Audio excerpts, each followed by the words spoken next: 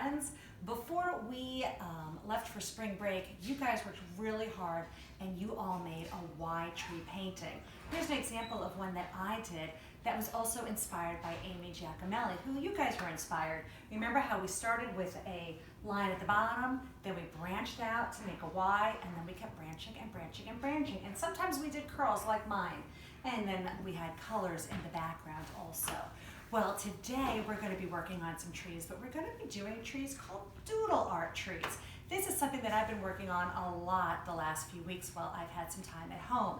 If you look online, you can find some different examples of different doodle patterns that might help you with this project.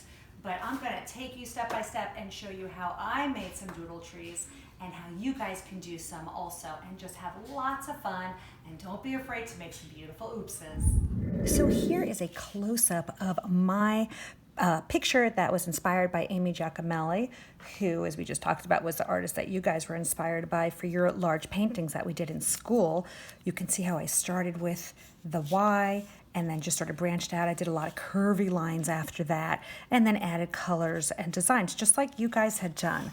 After I did this, I decided that I just wanted to play around with some other lines and designs, not really thinking about what I was doing. Sort of the way I did down at the bottom here, and this is kind of called doodle art. So we're gonna make some doodle trees today. This was a doodle landscape that I did. And I started with, again, the horizon line, holding the paper horizontal here, added just some curves and circles, and then I just made some kind of crazy looking doodle trees and a sun. I ended up adding some color. You don't need to add some color, but you can see how I used a whole bunch of different lines and designs to do this. So today what you guys can do is start off with paper, hold it vertical, horizontal, use a pencil. I'm using a marker. You can use crayons, colored pencils, paint, anything you guys want to use. I am going to start with my paper vertical. I'm going to start with just a horizon line. I've been drawing a lot with this pen, so I think I'm kind of using it up there. I'm just going to add some extra lines in here, make my horizon line look a little bit more interesting than just one line. Now I'm going to start a tree. So instead of starting with just one line like we did for our Amy Giacomelli Y trees, I'm actually going to start this with 2 lines right next to each other. They could just be straight vertical lines. I did a little bit of a curve at the bottom. You guys can do them however you want to. Now I'm going to go in and I'm going to add some doodles. So basically I'm just going to add some lines. Remember when we did our Zentangles in the beginning of the school year? It's kind of what doodling is. So now that I'm done with the trunk, I'm going to add some designs up to the top. One of my favorite things to do is just these curvy kind of lines. And I can just start to fill this in. I do really like circles. And this can sort of just become a tree with circles. And I can add color to this. And I can just spend all day adding more and more doodles and designs. And I can add a sun.